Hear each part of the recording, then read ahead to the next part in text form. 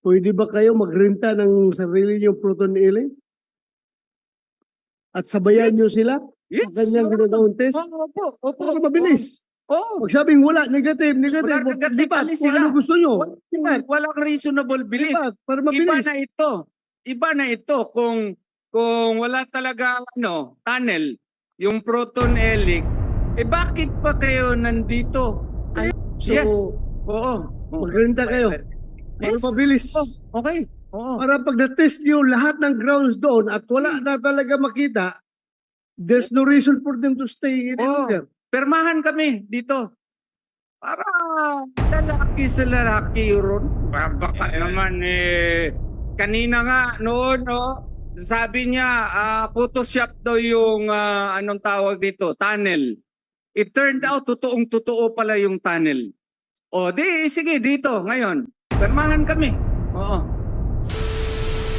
Kasi kanina yung proton helix na machine kasi hindi pa in-answer ni Sir Torre. Iba po yun sa ground penetrating radar na equipment din na dala nila.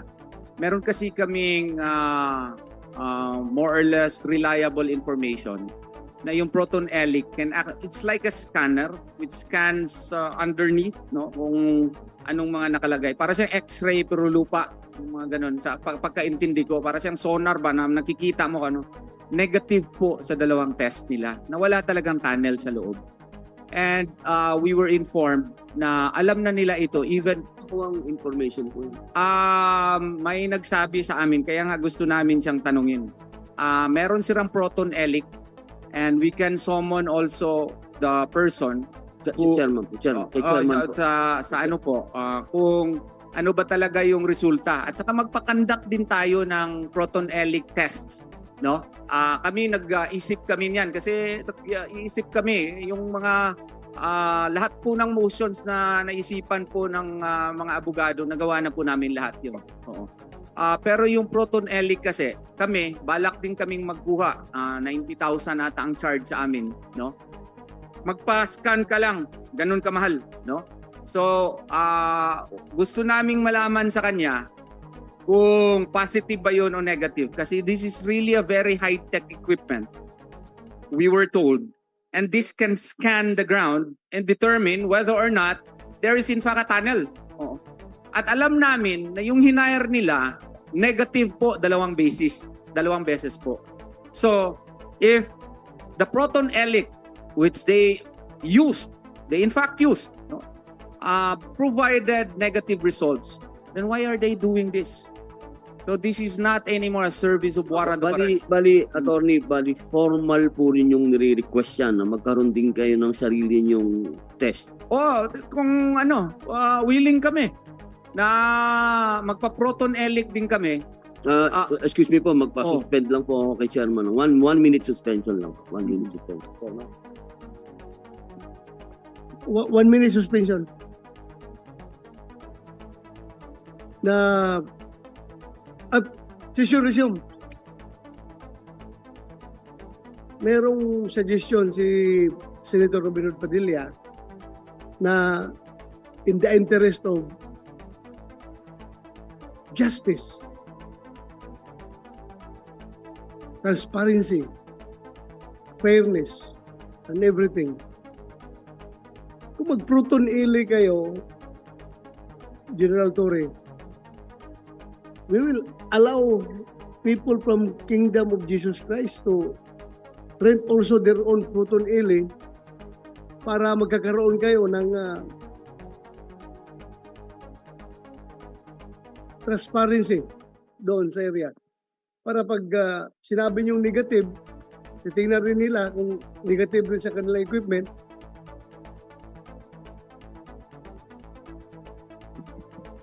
Yes, sir. All help, sir. All help to confirm or deny the existence of these facilities or hiding places of a political is always welcome, sir. Okay. Sana si Juan, kaya niyo magrenta niyan para sumabay kayo? Kaya man sir, pero pwede umalis muna yung mga police na dami-dami. Kung Ha? sino lang yung mag-conduct ng proton elic or whatever search, pwede yun lang talaga yung dapat. Tapos ayusin natin sa korte. May court order ba? May ano ba? Pwede ayusin na lang muna natin Hindi. ito, sir. O, tinatanong ko lang kayo. Yes, sir. As far as Opo. you're concerned, Yes, we can. Yun nga. pwede kayo Nag-usap magrenta. na kami ng lawyer namin. Yes, we're willing, but yun. Kaya ninyo? Para, Ay. sabayan nyo sila. Kung mag-test sila ganun, meron din kayo sarili ninyo. Your Honor, ganito po, pag positive na wala talagang tunnel dyan, aalis sila kaagad. By all means, anong Opo, gawin nila opo, doon kasi, kung wala talagang... We have really reliable information na yung proton elic findings nila negative, no? Wala talaga mga tunnels doon sa baba, no? And that's why I was really appalled by his declarations a while ago that he was as if treating the ground penetrating radar as if it was the proton elic findings. That's different equipments. Grabe ka high-tech po nila. Okay, per suggestion of Senator Robinson Padilla, Mm. pwede ba kayo magrenta ng sarili niyong proton elic? At sabayan Yes. nyo sila? Yes. Ang kanyang ginagawang test? Opo. Para mabilis. Oo. Magsabing wala, negative. Wala negative, Lipat, alis kung sila. ano gusto nyo. Lipat, Walang reasonable belief. lipat, para Iba mabilis. na ito.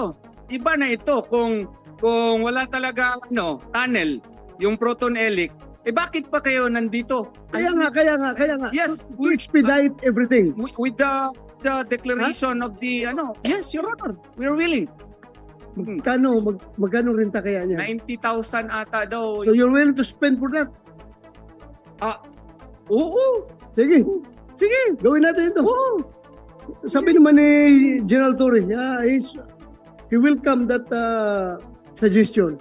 So sabay kayo doon, kung meron silang iti-test, mag-test din kayo. Oo. Tingnan yung result ng both Okay. parties. Para Mabilis. imagine kasi kung if we will not do that, Your Honor, para matapos ito, gusto niya na i-clear lahat ng Kibuloy's followers there. Mga 2,000 ito, ang mahal po ng hotel. Hindi na kailangan yan. Hindi na Kaya nga. kailangan. Kung saan nila gustong mag-test, sabayan ninyo. Oo. Sige. Sabay kayo. Okay. Can do it. Sabay kayo. Pag wala Sige. alis sila.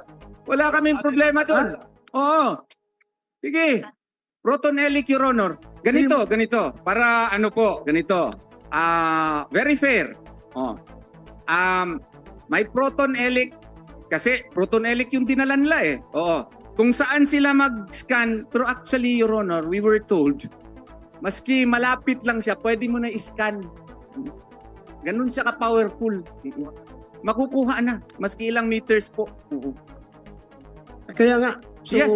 Oo. magrenta kayo. Para Yes. mabilis. Okay. Oo. Para pag na-test nyo lahat ng grounds doon at wala na talaga makita, there's no reason for them to stay in there. Permahan kami dito. Para lalaki sa lalaki, Ron. Baka naman kanina nga noon, sabi niya, Photoshop daw yung anong tawag dito, tunnel. It turned out, totoong-totoo pala yung tunnel. Sige, dito, ngayon.